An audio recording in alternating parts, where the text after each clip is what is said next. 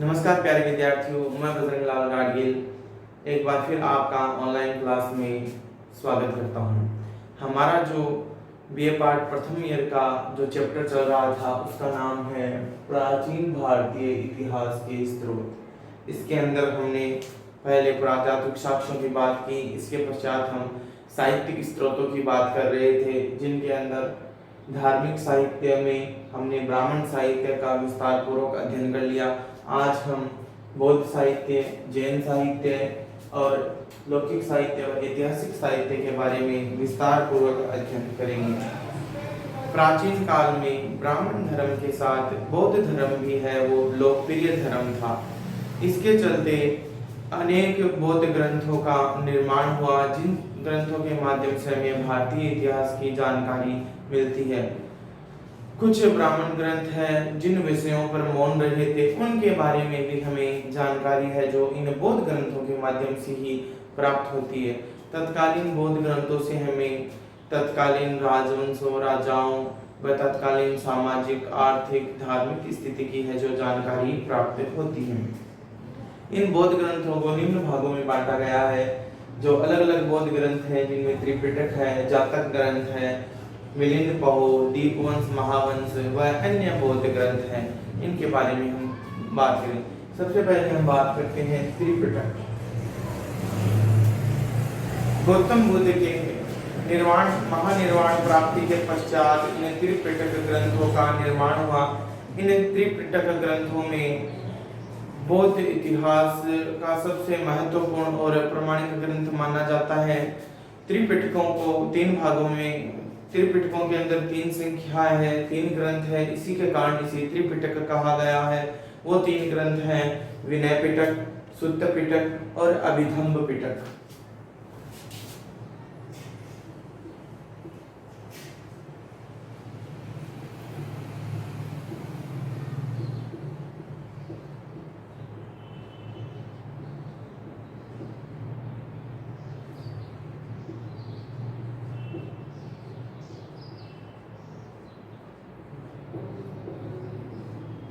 विनय पिटक है जो सबसे प्राचीनतम पिटक माना जाता है। विनय पिटक के अंदर बौद्ध भिक्षु भिक्षुणियों के आचार, विचार, नियम आदि के बारे में जानकारी मिलती है। साथ ही बौद्ध धर्म की जो शिक्षाएं हैं वो विनय पिटक के अंदर ही संकलित है। इसके बाद जो है सुत्त पिटक। सुत्त पिटक के अंदर बौद्ध धर्म के वैचारिक सिद्धांतों का वर्णन है और जो सुत्त पिटक है वो 5 भागों में विभाजित है। जो 5 भाग है मध्यम निकाय, संयुक्त निकाय, अंगुत्तर निकाय, खुद्दक निकाय, इन 5 भागों में है जो सुत्त पिटक है वो विभाजित है। अभिधम्म पिटक। अभिधम्म पिटक के अंदर बौद्ध धर्म के दार्शनिक विचारों का वर्णन है। अभिधम्म पिटक में और बहुत सी कथाओं के साथ इसका वर्णन किया गया है। हम बात करें कि इन त्रिपिटकों के माध्यम से हमें भारतीय इतिहास की कला, संस्कृति आदि की भी जानकारियां हैं जो हमें इन त्रिपिटकों के माध्यम से प्राप्त होती है। इसके बाद हम बात करते हैं जातक ग्रंथों की। इतिहास की दृष्टि से माना जाए तो जातक ग्रंथों की संख्या 550 है। इन जातक ग्रंथों में महात्मा बुद्ध के जन्म से पूर्व की काल्पनिक कथाओं का वर्णन है। इन काल्पनिक कथाओं के माध्यम से हमें तत्कालीन समाज, संस्कृति, धर्म आदि पर बहुत ही विशेष प्रकार की जो जानकारी है प्राप्त होती है, जिससे इतिहास लेखन में बहुत ही सहायता प्राप्त हुई है इतिहासकारों को। जातक कथाओं के अंदर तत्कालीन राजाओं का भी प्रसंग वंश उपयोग किया गया है, जिससे तत्कालीन राजाओं के बारे में भी हमें जानकारी मिलती है। जातक ग्रंथ है वो बौद्ध साहित्य में अपना एक अलग स्थान रखते हैं। जो है सामाजिक चरित्र चित्रण भी बहुत ही अच्छा किया गया है इन जातक कथाओं से। इन जातक कथाओं ने इतिहास में निर्माण में बहुत ही सहायता प्रदान की है। मिलिंद पहो। मिलिंद पहो जो ग्रंथ है त्रिपिटक के बाद जो सबसे महत्वपूर्ण ग्रंथ माना जाता है वह मिलिंद पहो है। मिलिंद पहो है जो पाली भाषा में लिखित ग्रंथ है। मिलिंद पहो ग्रंथ के अंदर यूनानी शासक मिनांडर व बौद्ध भिक्षु नागसेन के मध्य सैद्धांतिक, दार्शनिक और विवादास्पद प्रश्नों पर वाद विवाद है जो जिसके ऊपर है जो मिलिंद पहो ग्रंथ है जो लिखा गया है। इसके अंदर तत्कालीन यूनानी शासक उनके द्वारा प्रचलित कार्यों व तत्कालीन भौगोलिक परिवेश, सामाजिक सीमाओं व अन्य प्रकार की बहुत सी जानकारियां हैं जो मिलिंद पहो ग्रंथ से हमें प्राप्त होती है कि भारत में यूनानियों का आगमन, कौन कौन से यूनानी शासक हुए थे, वह मिनांडर है उसने भारत के कौन कौन से क्षेत्रों पर अधिकार किया था, आदि सब जानकारियां हैं जो मिलिंद पहो से प्राप्त होती है। मिलिंद पहो है जो एक बहुत ही महत्वपूर्ण ग्रंथ है। इसमें भारतीय इतिहास के अन्य बहुत सी महत्वपूर्ण जानकारियां जो है इस मिलिंद पहो ग्रंथ से प्राप्त होती है। साथ ही बौद्ध धर्म के साहित्य और दार्शनिक ज्ञान को समझने के लिए मिलिंद पहो सबसे महत्वपूर्ण ग्रंथ है। इसके बाद हम बात करते हैं दीपवंश और महावंश। दीपवंश और महावंश है जो पाली भाषा में लिखित ग्रंथ है। मूलतः यह श्रीलंका के ग्रंथ है, परंतु श्रीलंका के राजाओं की वंशावलियों के साथ साथ इसमें कुछ भारतीय इतिहास के बारे में भी जानकारी प्राप्त होती है।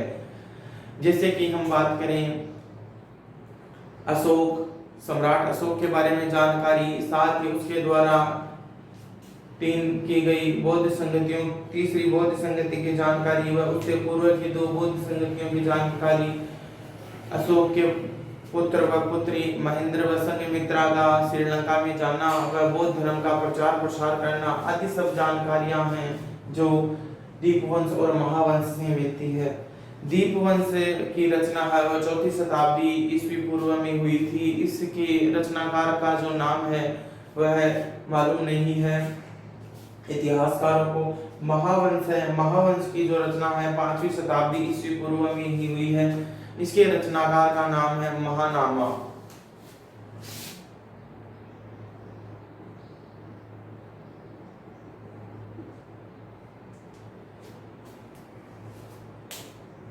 महानामा की रचना दीपवंश से लगभग 150 वर्ष बाद हुई है। महावंश की रचना महानामे ने की थी। साथ ही इसके अंदर बहुत से गहरे इतिहास के राजों के बारे में हमें पता चलता है। अब हम बात करते हैं कुछ अन्य बौद्ध ग्रंथों की जो संस्कृत भाषा में लिखे गए हैं। प्राचीनतम जो बौद्ध ग्रंथ है वो पाली भाषा में लिखे गए थे, परंतु समय के साथ आए बदलाव के बाद अनेक बौद्ध ग्रंथ है वो संस्कृत भाषा में भी लिखे गए थे। जैसे कि हम बात करें बुद्ध चरित्र का अश्वघोष, सौरानंद, ललित, महाविस्तार और भी बहुत सारे ग्रंथ हैं जो संस्कृत भाषा में लिखे गए थे। ललित विस्तार जो मुख्यतः हीनयान संप्रदाय का ग्रंथ है, परंतु हीनयान संप्रदाय के साथ साथ इसमें कुछ बातें हैं वो महायान संप्रदाय से संबंधित भी है। ललित विस्तार में बुद्ध को एक देवी के रूप में बताया गया है। नागार्जुन है, उन्होंने भी बौद्ध ग्रंथ की रचना की, वो संस्कृत भाषा में की थी। अश्वघोष के द्वारा रचित सौरानंद महाकाव्य है जो कनिष्क के समय में रचा गया था। इसमें तत्कालीन शासन व्यवस्था, राजनीतिक, धार्मिक स्थिति, आर्थिक स्थिति व सामाजिक स्थिति के बारे में भी जानकारी प्राप्त होती है। बौद्ध ग्रंथों से हमें प्राचीनतम 16 महाजनपदों की सूची भी मिली है, जिससे हमें तत्कालीन जनपद व्यवस्था, तत्कालीन जनपदों के राजा, उनकी भौगोलिक स्थिति, उनकी सीमाओं आदि सब के बारे में जो जानकारी है हमें बौद्ध ग्रंथों से मिलती है। अब हम बात करते हैं जैन साहित्य की। बौद्ध साहित्य की तरह ही जैन साहित्य भी अति प्राचीन और अति विस्तार है। इसके माध्यम से भी हमें भारतीय इतिहास के बारे में जो है जानकारी प्राप्त होती है।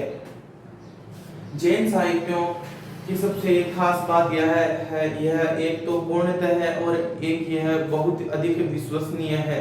जैन साहित्यों की हम बात करें तो जैन साहित्य के अंदर भद्रभाव चरित्र है, और हेमचंद्र का परिशिष्ट पर्व है। इसके अलावा यताएं, कथाएं, टीकाएं आदि सब हैं जो जैन ग्रंथों के अंदर आती है।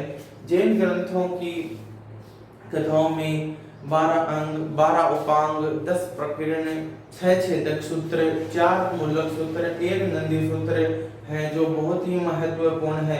इनके माध्यम से तत्कालीन इतिहास व सामाजिक स्थिति, आर्थिक स्थिति की है जो जानकारी हमें प्राप्त होती है।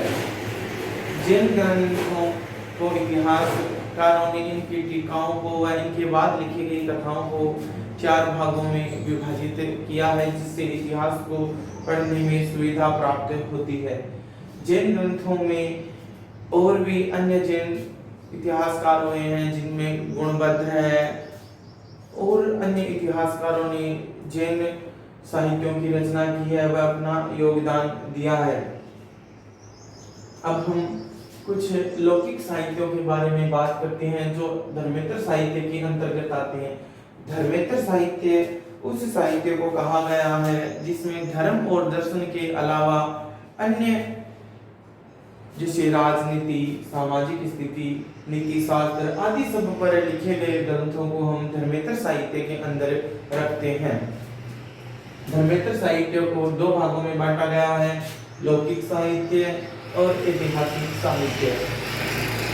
लौकिक साहित्य वो साहित्य है जिनके अंदर राजनीति, सामाजिक स्थिति, दशा, दिशा, नीति शास्त्र, अर्थशास्त्र, व्यापार, वाणिज्य आदि पर ग्रंथ लिखे गए हैं, उन्हें लौकिक साहित्य कहा गया है। लौकिक साहित्य के अंदर कुछ महत्वपूर्ण ग्रंथों को हमने लिया है जिनमें पाणिनि का अष्टाध्यायी है, कौटिल्य का अर्थशास्त्र है, पतंजलि का महाभाष्य है, कात्यायन की वर्तिका है, कामानंद का नीतिसार है और गार्गी संहिता है। पाणिनि की अष्टाध्यायी है जो 5वीं शताब्दी ईस्वी पूर्व में रचा गया ग्रंथ है। पाणिनि है जो एक महान व्याकरणकर्ता थे।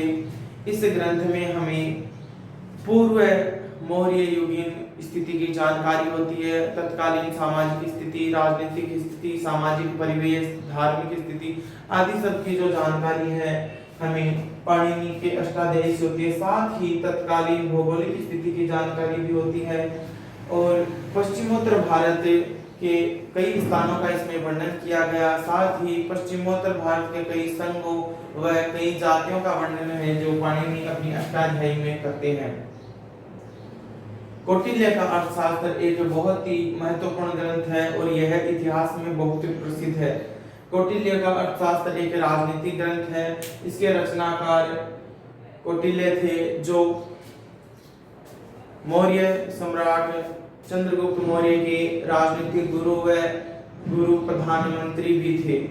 इन्होंने चंद्रगुप्त मौर्य को शिक्षा, दीक्षा व एक योग्य सेनानायक बनाया। साथ ही राजनीतिक गुण, सामाजिक गुण सभी गुणों का समावेश चंद्रगुप्त मौर्य ने किया। चंद्रगुप्त मौर्य की शासन व्यवस्था, तत्कालीन सभ्यता, संस्कृति, शासन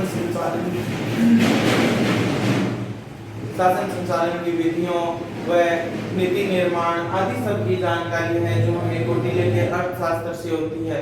कौटिल्य के अर्थशास्त्र में हमें चंद्रगुप्त मौर्य द्वारा विजित क्षेत्रों, उसके शासन संचालन, उसकी विजयों व उसके द्वारा उसके राज्य में किस प्रकार की व्यवस्था अपनाई गई थी, इन सभी बातों की जानकारी जो हमें कौटिल्य के अर्थशास्त्र से होती है। पतंजलि का महाभाष्य, महान व्याकरणकर्ता पतंजलि है जिन्होंने का ग्रंथ है महाभाष्य। इनका महाभाष्य है जो 2वीं शताब्दी ईस्वी पूर्व में लिखा गया था। पतंजलि का महाभाष्य है, इसके माध्यम से हमें शुंगकालीन इतिहास व मौर्यकालीन इतिहास की जानकारी प्राप्त होती है। महान व्याकरणकर्ता पतंजलि शुंग शासक पुष्यमित्र शुंग के यज्ञों, अनुष्ठान आदि कार्यक्रमों के अध्यक्ष हुआ करते थे। इनमें मौर्यकालीन व शुंगकालीन जानकारी प्राप्त होती है। कात्यायन की वर्तिका है जो 3री शताब्दी ईस्वी पूर्व का ग्रंथ है। इसमें भी पूर्व मौर्यकालीन व मौर्यकालीन सभ्यता व संस्कृति की जानकारी मिलती है। कामानंद का नीतिसार, कामानंद का नीति संहार एक राजनीतिक ग्रंथ है। कामानंद है जो कौटिल्य के अर्थशास्त्र को बहुत ही पसंद करते थे, इसके आधार पर ही उन्होंने नीति संहार नामक ग्रंथ की रचना की। इस ग्रंथ में गुप्त वंश की जानकारी मिलती है। गुप्तों के द्वारा विजित क्षेत्रों, उनकी शासन व्यवस्था, उनके राजनीतिक नियम और उनके द्वारा अपनाई गई व्यवस्थाओं की जानकारी है जो इसमें है। गुप्त शासकों जैसे चंद्रगुप्त है, समुद्रगुप्त है और भी जैसे स्कंदगुप्त है आदि जो शासक हुए, उनकी नीतियों, विजयों आदि सब के बारे में जो जानकारी है जो कामानंद के नीति सार से प्राप्त होती है। गार्गी संहिता। गार्गी संहिता के माध्यम से हमें प्राचीन इतिहास में यूनानी आक्रमण की है जो जानकारी प्राप्त होती है। गार्गी संहिता में स्पष्ट उल्लेख है कि अशोक के परिवर्तित शासक उत्तराधिकारियों में सालिस्तुक नामक एक शासक था।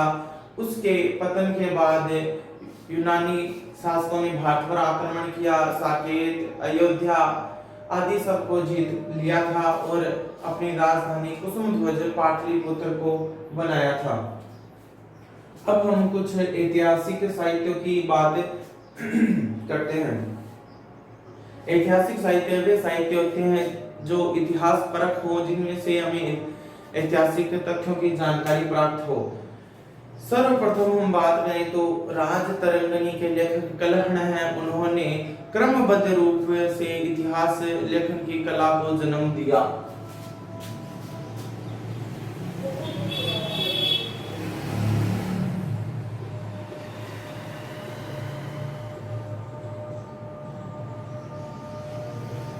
राजतरंगिणी के रचनाकार कलहण ने क्रमबद्ध तरीके से कश्मीर का इतिहास लिखा। वह कश्मीर के ऊपर किन किन शत्रुओं ने आक्रमण किया, वह किन किन राजाओं ने राज किया, इन सब का क्रमबद्ध इतिहास है वो कलहण ने लिखा है। साथ ही कश्मीर की व्यवस्थाओं, उसकी सामाजिक, भौगोलिक, आर्थिक स्थिति के बारे में भी कलहण ने बहुत अच्छी तरह से वर्णन किया है। इसके माध्यम से कश्मीर का जो संपूर्ण इतिहास है जो हमारे सामने क्रमबद्ध रूप से निखर कर आता है। इसी क्रम में हम बात करें जो बाण भट्ट का लिखित ग्रंथ है हर्षचरित, इसके माध्यम से हमें सम्राट हर्ष के जीवन का चरित्र चारण किया गया है। इसमें सम्राट हर्ष के जीवन की विभिन्न घटनाओं का वर्णन मिलता है। साथ ही सम्राट हर्ष का संपूर्ण जीवन का जो विवरण है वो इसके अंदर मिलता है। सम्राट हर्ष की विजयों, उसके द्वारा अपनाई गई नीतियों, उसकी शासन व्यवस्था, राजनीतिक स्थिति, सामाजिक स्थिति, तत्कालीन समाज में रहने वाली जातियों आदि सब के बारे में जो वर्णन है इसे हर्षचरित्र के अंदर मिलता है। हर्षचरित्र का एक अन्य ग्रंथ है कादम्बरी, उसमें भी तत्कालीन सामाजिक, आर्थिक, धार्मिक स्थितियों की जानकारी है जो प्राप्त होती है। सम्राट हर्ष है वो एक महान शासक हुआ था। अब हम बात करते हैं वाकपति राज गौडहो की रचना। वाकपति राज ने ग्रंथ लिखा था जिसका नाम है गौडहो। इसके माध्यम से हमें यशोवर्मन की विजयों की जानकारी मिलती है। पद्मगुप्त परिवहन ने नवसाहसा चरित्र की रचना की थी।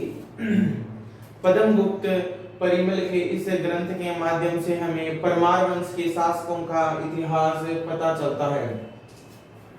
विल्हण का विक्रमादेव चरित्र, विल्हण द्वारा लिखित ग्रंथ के माध्यम से हमें चालुक्य नरेश विक्रमादित्य के बारे में जानकारी प्राप्त होती है। साथ ही चालुक्य नरेशों के इतिहास पर प्रकाश पड़ता है। जयानक द्वारा पृथ्वीराज ग्रंथ रचित है। संध्याकर नंदी ने रामचरित्र नामक ग्रंथ की रचना की। वह मेरुतंग ने प्रबंध चिंतामणि नामक ग्रंथ की रचना की। आदि ऐतिहासिक ग्रंथ है जिनके माध्यम से हमें इतिहास की जानकारी प्राप्त होती है। लौकिक साहित्य और जिसे कि हम अर्धलौकिक साहित्य कह सकते हैं इन ग्रंथों में, जैसे कि मुद्रा राक्षस है, कालिदास का रघुवंशम है, सोमदेव का कथा चरित सागर है, शेमेंद्र की वैट कथा मंजरी है। आदि ग्रंथों को हम न तो लौकिक साहित्य कह सकते हैं, ऐतिहासिक साहित्य कह सकते हैं। उन ग्रंथों को हम अर्धलौकिक साहित्य के अंदर रखते हैं।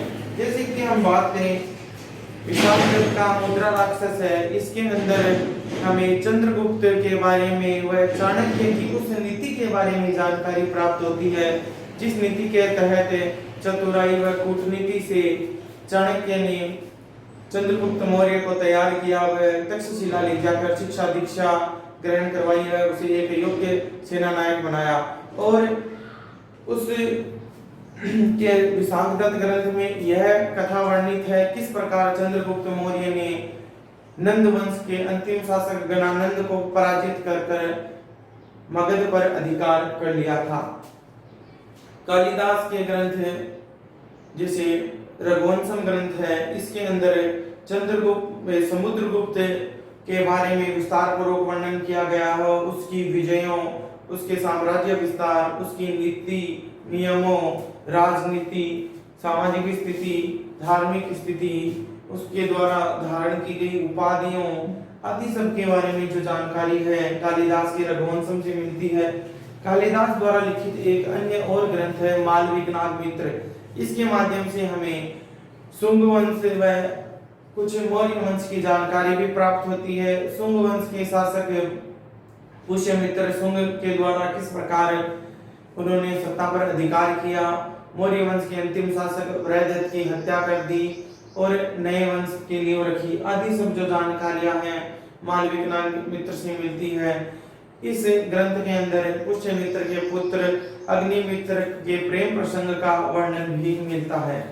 सोमदेव का कथा चरित सागर और क्षेमेंद्र की वहत कथा मंजरी में भी इतिहास के बहुत से गहरे राज्यों व अतीत के बारे में जानकारी प्राप्त होती है। धन्यवाद प्यारे विद्यार्थियों।